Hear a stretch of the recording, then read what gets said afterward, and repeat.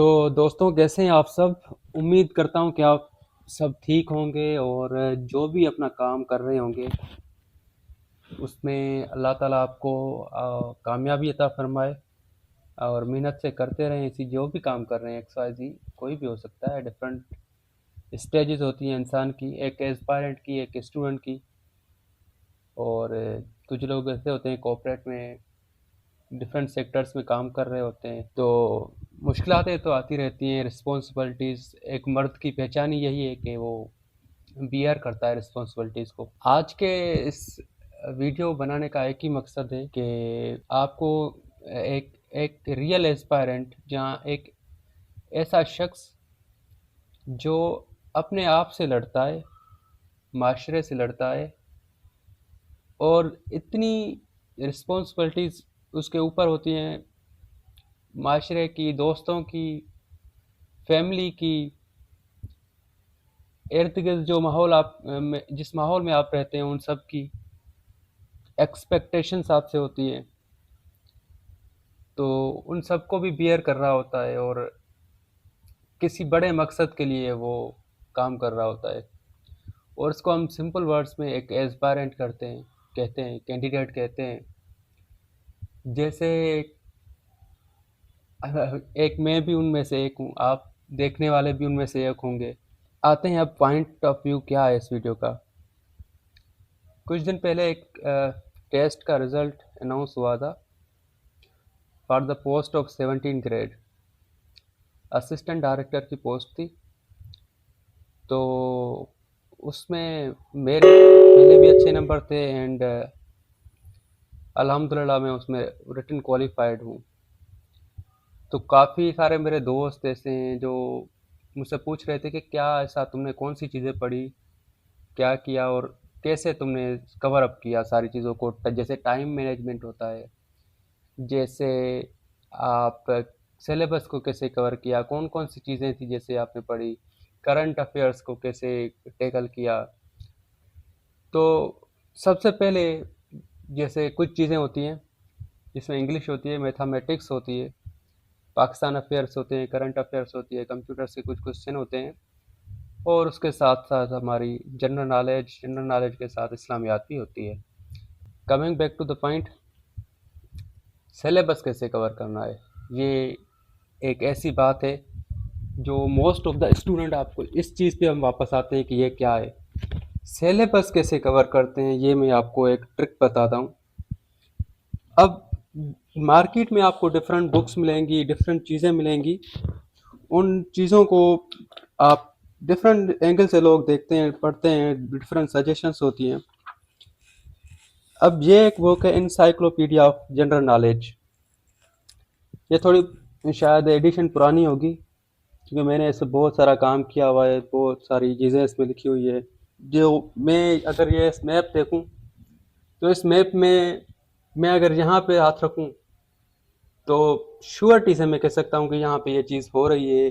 Future में इसके क्या ट्रेंड्स होंगे, इकोनॉमिकल पर्सपेक्टिव क्या है, सिक्योरिटी चैलेंजेस, कंसर्न्स क्या हैं, वारफेयर में ये क्या चीज़ें, ये सारी चीज़ें हम देखते हैं। अब सबसे पहले ये देखो, इसमें इतनी आसान चीज़ें हैं, सारी चीज़ें आप पढ़ते हो उसमें। ये देखो, ऐसी चीज़ें हम भी अब करते हैं तो मज़ा भी आता है। देखो, हिस्ट्री का पोर्शन है इसमें, उसके साथ ये दूसरा पोर्शन है इसमें, एवरीडे साइंस। ये ऐसी चीज़ें हैं जो डायरेक्टली आपको समझ नहीं आएगी, पर आपको you have to follow this type of books. और दूसरी भी एक को आती है जनरल, ये भी इंसाइक्लोपीडिया ऑफ नॉलेज है। और अच्छा, तो मैं यही कह रहा था कि ये जो बुक है इसमें थोड़ी यार मिट्टी आती रहती है यहाँ से, तो डोंट वरी अबाउट इट। ये अदील नियाज साहब की एक बुक है, ये बेहतरीन बुक है, कंपनी साइड है, इसमें एज एड चीज़ें लिखी हुई है। और मेरा यही मानना है कि आप पहले इस बुक को पढ़ो। इस बुक में थोड़ा आप जाएंगे ना, मैं थोड़ी चीज़ें देखता हूँ इसमें, कोई ऐसा चैप्टर मिल जाए शायद। एक सेकंड,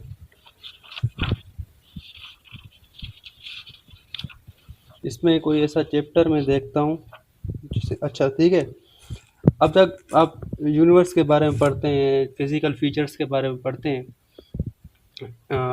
उसमें जब आप ये बुक उठाओगे ना, ये वाली बुक है, इस बुक को उठाओगे तो आप पहला ही पोर्शन मेरे ख्याल में यही होगा, ज्योग्राफी के बारे में। तो अब देखो डायरेक्ट इसमें चीज़ें आपको मिलेंगी, और जब ये चीज़ें आप पढ़ते हो ना तो it will be very difficult for a student to tackle such type of questions and to have remember all these questions. जब आप यहाँ से देखेंगे ना, आप ये देखो प्रिसाइज वे में ये चीज़ें लिखी हुई है, और आप अगर इसको देखोगे तो यहाँ से जब एक दफ़ा आप पढ़ोगे तो इसके आगे क्वेश्चन दिए होंगे, सही है। जब यहाँ से पढ़ के इधर आप उस चीज़ को सॉल्व करोगे तो ये चीज़ आपके लिए बिल्कुल आसान हो जाती है। और आई बिलीव कि यहाँ से पढ़ के आप जो नोट्स बनाएंगे इस चीज़ पे जब आओगे तो आप मुझे मैं आई बिलीव कि आप किसी भी एग्जाम को फोड़ देंगे। एक बुक आती है, ये हमारे मज़हर अल हक साहब की लिखी हुई बुक है। इसमें देखो ये चीज़ें काम की होती हैं।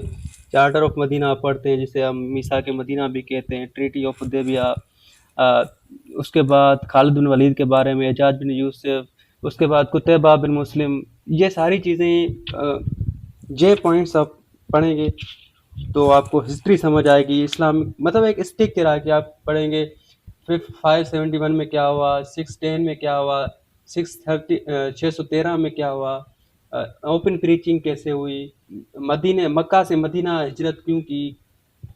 तो ये सारी चीज़ें आप अंडरस्टैंड करें। उसके बाद बैटल ऑफ बदर है, वो अहद है, ये ऐसी सारी जो बैटल्स है ये सारी चीज़ें आप समझ जाएंगे। उसके बाद खिलाफत राशिदीन है, राशिदीन के बाद आप खिलाफत राशिदीन के बाद आप पढ़ेंगे उमैयाद खिलाफत, उसके बाद आप पढ़ेंगे अब्बासीद खिलाफत। ये जब आप पढ़ेंगे तो कोई भी ऐसा क्वेश्चन नहीं है जो आप छोड़ सकें। मतलब हर एक क्वेश्चन इसमें है ना, ज्यूस वार्स, जो हिरार्की होती है डिफरेंट ट्राइब्स की, वो किस तरह से आई, और अब्बासीद खिलाफत में कैसे क्या कौन सा ऐसा रोल था, किसने सबसे ज़्यादा रोल प्ले किया, ये सारी चीज़ें आप पढ़ते हो। ऐसा नहीं कि आप एक पेज पढ़ोगे, 10 पेज पढ़ो, 6 पेज पढ़ो, 8 पेज पढ़ो, but you have to read. अब देखो मैंने ये सारी बुक पढ़ी हुई है। अब जब आप ये बुक पढ़ोगे तो फिर मैं इधर वापस आता हूँ, तब क्या करते हो आप, तब आप नोट्स बनाते हो। नोट्स किस तरीके से बनाते हो मैं आपको बताता हूँ। ये मेरी एक बहुत पुरानी कॉपी है, ये 7 महीने हो गए होंगे इसको। अब इसमें ये तो लॉन्ग, अच्छा ये शॉर्ट नोट्स है मेरे, तो इसमें मेरे कुछ नोट्स थे। हाँ ये देखो, जब आप पढ़ते हो उसके बाद आप नोट्स बनाते हो, शॉर्ट नोट्स। अच्छा जो डिफ़िकल्ट वर्ड्स होते हैं आप यहाँ पे लिखते हो। देखो जब आप ऐसे नोट्स बनाओगे ना, ऐसे नोट्स बनाओगे तो मैं कोई ऐसा डाउट ही नहीं है कि आपसे आप क्वेश्चन पेपर आपके सामने हो, आपसे आपसे क्वेश्चन भूल जाए आप, सही है। ऐसे ऐसी चीज़ें आपको पढ़नी है और तैयारी करनी है, ऐसी तैयारी करनी है कि मैदान में आपके साथ कोई और खड़ा ही नहीं हो सके। देखो नोट्स बनाने, नोट्स को ऐसे नोट्स बनाने जो आपको समझ आए, किसी और से लेना देना नहीं है आपका। ट्रीटी ऑफ हुदैबिया, ये आप चीज़ आप पढ़ लो, आप रिटन के पेपर में जाओ, आप वन पेपर में जाओ, आप किसी इंटरव्यू में जाओ। मैं कहता हूँ आपको बोलना नहीं आया इस टॉपिक के बारे में, 10 मिनट 20 मिनट आप बोल जाएंगे इसमें। अच्छा बैतुर रिजवान, ये सारी चीज़ें आपको सच्ची में मर्द बना देती है। अच्छा अब इसको बंद करते हैं, थोड़ा सा एक ऐसी चीज़ के बारे में हम पढ़ते हैं जो जो लिटरली हिला के रख देती है। अच्छा आपको वो सारी चीज़ें, आप कुछ केस स्टडीज़ होती हैं उनको आप जहन में रखते हैं। उसके साथ साथ आप क्या करते हैं, आप एक करंट अफेयर्स पढ़ते हैं, न्यूज़ देखते हैं, जिसको हम हर एक जो हमारा मेंटोर होता है वो यही बोल रहा होता है कि आप करंट अफेयर्स को कैसे कवर करें, करंट अफेयर्स को कैसे कवर करें। मेरी अपनी स्ट्रेटजी यही है कि आपको हर रोज़ अगर आपकी इंग्लिश एवरेज है तो आपको हर रोज़ कोई भी न्यूज़ पढ़ने का नहीं चाहिए। क्यों? क्योंकि ये कुछ एरियाज़ हैं, इन एरियाज़ के बाहर क्वेश्चन आता ही नहीं है। आप ऐसे देख लो, देख लो, इंग्लिश प्रेसिस देख लो, जो सोशल इश्यूज़ देख लो। आजकल इतने सोशल इश्यूज़ हमारे सोसाइटी में आ गए हैं कि आप थाउजेंड्स ऑफ आपको केस स्टडीज मिलेंगे। लीगल क्राइसिस जो पाकिस्तान में अब चल रहे हैं, 27th अमेंडमेंट आई, अब 28th अमेंडमेंट आ रही है। ये सारे क्या है, लीगल क्राइसिस हमारे कंट्री में है। Governance failure, governance bad governance, good governance में क्या इशू है, ये सारी चीज़ें आप जब ऐसे करते हैं तो आपके पास ये पॉइंट्स आते हैं। चैलेंजेस क्या हैं, करंट मॉडल हमारा कौन सा है, हम कौन से ऐसे रिफॉर्म्स हैं, कौन से ऐसे एजेंडा है जिनको लेकर आगे चल सकते हैं। कुछ कोटेशंस होती हैं, आप अपने जहन में रखते हैं। ये देखो देखो फैक्ट एंड फिगर्स भी आप अपने जहन में रखें, क्योंकि अ, ये आपको आगे लेके चल सकती है। अच्छा देखो, ये कितनी अच्छी एक लाइन है, उसने लिखा है, poverty is like a punishment for the crime you don't commit. देखो, गुर्बत एक ऐसी पनिशमेंट है जो इंसान को जिसकी सजा मिलती है ऐसे क्राइम की, वो जो कभी करता ही नहीं है। अब देखो, यूएस चाइना की जो राइवलरी है, ट्रेड वार है, उसके फैक्ट्स एंड फिगर में आप 10 मिनट इसके बारे में बोल सकते हो। अच्छा, ये कोई एक चीज़ आ गई है। देखो, ऐसी चीज़ें आप जहन में रखोगे, मैं डरा नहीं रहा आपको जहाँ कुछ, उसके साथ साथ आप क्या करते हो। देखो, वन पेपर आप देते रहते हो ना, 80% 70% बच्चे जो है वन पेपर की टेस्ट निकाल लेते हैं, इंटरव्यू में फेल हो जाते हैं। आई रिपीट, 70 से 80% बच्चे वन पेपर की टेस्ट निकाल देते हैं, रिटर्न निकाल लेते हैं, चाहे वो प्रोविंशियल में हो, जैसे एसपीएससी है, बीपीएससी है, पीपीएससी है, जहाँ फेडरल पब्लिक सर्विस कमीशन हो। टेस्ट निकाल लेते हैं, रिटर्न निकाल लेते हैं, इंटरव्यू में फंस जाते हैं। क्यों? क्योंकि उनको पता ही नहीं होता क्वेश्चन की किस तरीके की नोयत होती है। देखो, अब एक क्वेश्चन आया था यहाँ पे कि वाखान कॉरिडोर की क्या इंपॉर्टेंस है, और डिप्लोमेटिकली हम कैसे उससे, मतलब एक सिंपली देखें तो उससे कैसा फ़ायदा उठा सकते हैं। अब जिस इंसान को पता होगा कि ज्योग्राफी इसने पढ़ी होगी, पाकिस्तान के बारे में उसको पता होगा, तो ईज़िली बता सकता है ट्रेड कितना वहाँ से होता है, कितनी परसेंटेज ओवरऑल बनती है, कैसे हम central Asian countries, cars countries से जाते हैं, रशिया से ट्रेड कर सकते हैं, चाइना से। तो ये सारी चीज़ें आपको समझनी पड़ेगी, और ईसीओ जो है, उसका भी बहुत बड़ा रोल है यहाँ पे। देखो, एशिया पैसिफिक हम पढ़ते रहते हैं भाई। जो ये जो यूएस की प्रेजेंस है यहाँ पे, इंडो पैसिफिक या एशिया पैसिफिक में, ये क्वेश्चन आसियान के बारे में क्वेश्चन आते हैं कि भाई what is the full form of ASEAN. सही है, ASEAN, आसियान हम बोलते हैं, association of south east Asian. इसमें कोई 10-12 कंट्रीज आती हैं, बिल्कुल आसान है, ये ईसीओ की तरह बनी हुई है। देखो, अब बिग सेवन कंट्रीज, G7 में कैसे काम कर रही है, उनकी जीडीपी क्या है, किस किस का कैसा रोल है, इनका इनकी जो इसको फिर हम मैच करते हैं, नेटो में कितनी इनकी जो अहमियत है, ये सारी चीज़ें आपको वो बनाती हैं जो आप जिंदगी में नहीं सोच सकते। देखो, ये कोई काम की चीज़ आ गई यहाँ पे, ये ज्योग्राफी के बारे में शायद ही कुछ है। अच्छा, एक मिनट। अच्छा, ये यहाँ से ज्योग्राफी है, यूरोप है, यूरोप के बाद अफ्रीका, एल्प्स माउंटेन कहाँ पे आते हैं, यूरोप में कहाँ पे, फ्रांस में है। ये सारी चीज़ें, अब यूरोप कितने पेनिनसुलास में है, कैसे उसको रिकग्नाइज मिली है, ये सारी चीज़ें आप देखते हो। ये देखो, लुज़ेन, ट्रीटी ऑफ लुज़ेन आपने पढ़ा होगा, ये क्या थी, कैसे उसमें काम हुआ। अब देखो, देखो हम पढ़ते हैं ना बाल्टिक स्टेट्स, बारे में 3-4 दफ़ा इंटरव्यू में भी क्वेश्चन हो सके हुए हैं, क्योंकि मैंने मॉक वगैरह देखे हैं तो मुझे बताया। देखो, बाल्टिक स्टेट्स कौन कौन सी स्टेट्स आती हैं, ट्रिक्स कम कौन सी हम यूज़ कर सकते हैं, उनका उनकी जो इम्पोर्टेंस है वो कौन सी है।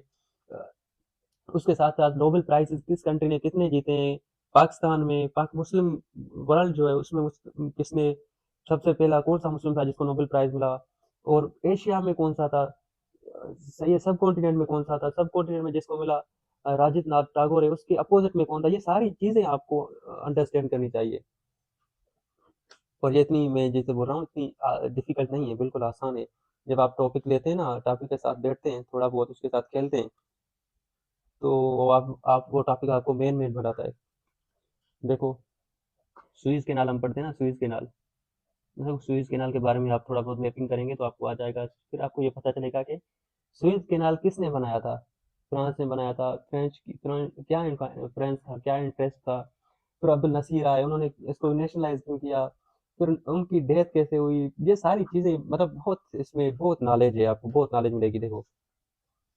अच्छा, ये सारी चीज़ें हो गई, उसके बाद आप मैप्स को समझने के लिए ये बुक है।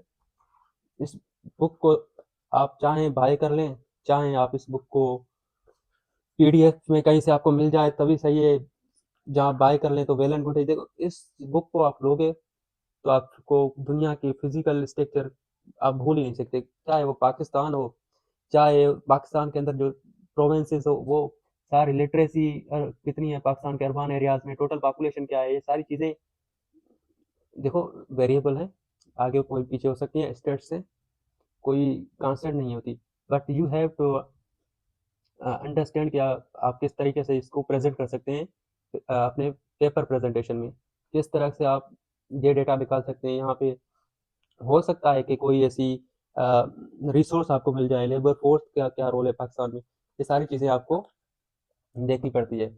अच्छा, उसके साथ-साथ फॉरेन पॉलिसी के लिए आप अलग से नोट्स बनाते हैं। ये फॉरेन पॉलिसी आपको फिलहाल समझ नहीं आएगी, क्योंकि इसका लेना-देना नहीं है फिलहाल। अच्छा हाँ, ये वाली है, ये क्रिमिनोलॉजी है, क्योंकि मेरा एक ऑप्शनल भी क्रिमिनोलॉजी के साथ ही है। अच्छा, उसके साथ-साथ जब आप आते हैं ना, तो ये नोट्स हैं, सीएसएस पॉइंट्स आपको एक वेबसाइट है, वहाँ से मिल जाएँगे। जब आप इसको पढ़ेंगे, उस टाइम आपकी नॉलेज चेक हो रही होगी, जो मैंने आपको बोला, 2 एमसीक्यूज़ के लिए एनसाइक्लोपीडिया ऑफ नॉलेज वो ले लें बुक्स, उसके साथ-साथ ये पीडीएफ डाउनलोड करके, इस पीडीएफ को के साथ अपनी नॉलेज को चैलेंज करें आप, समझ आ गई? नॉलेज को चैलेंज करेंगे आप। जब आप नॉलेज को चैलेंज करेंगे तो फिर आपको लग पता जाएगा, समझ आ गई?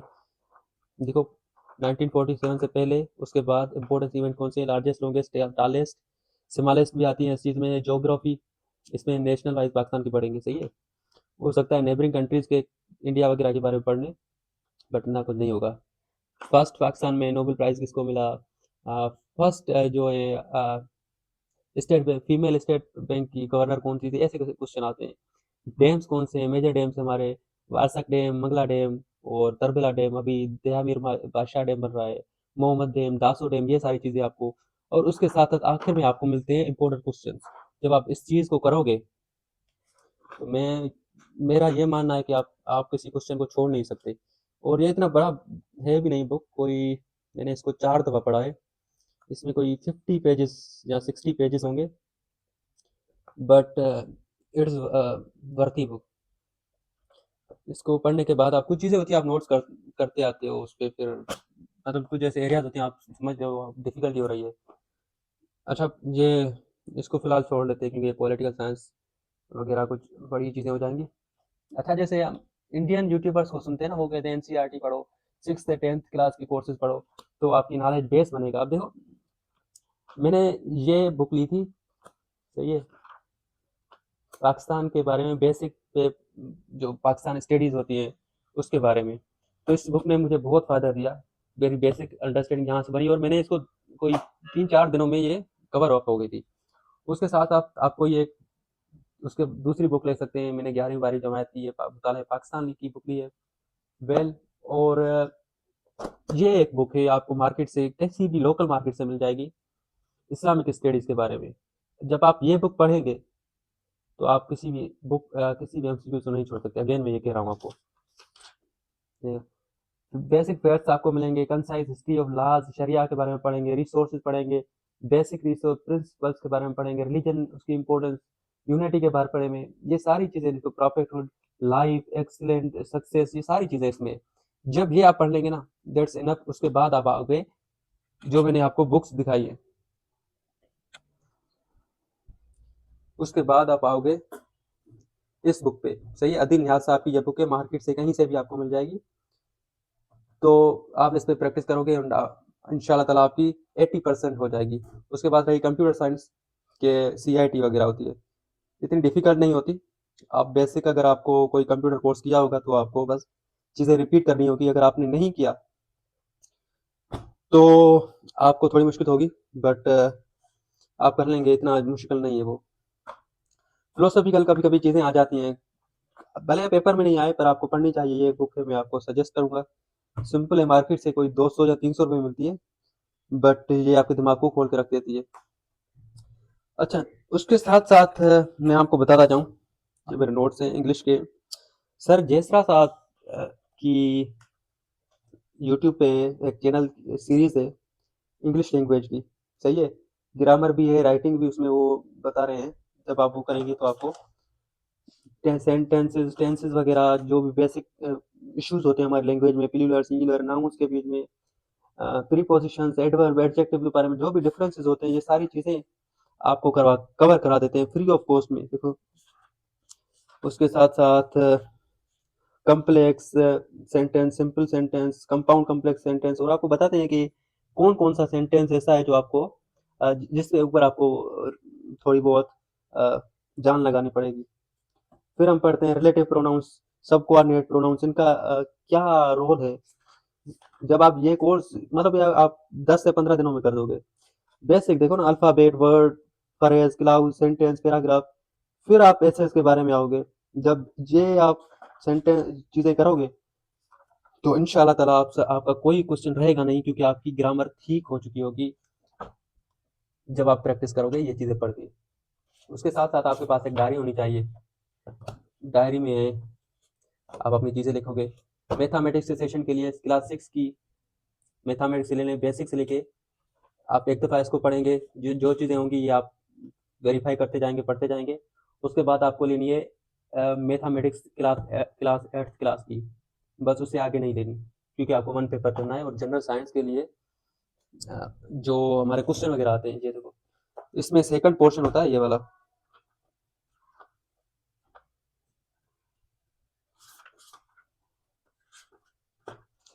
एक मिनट,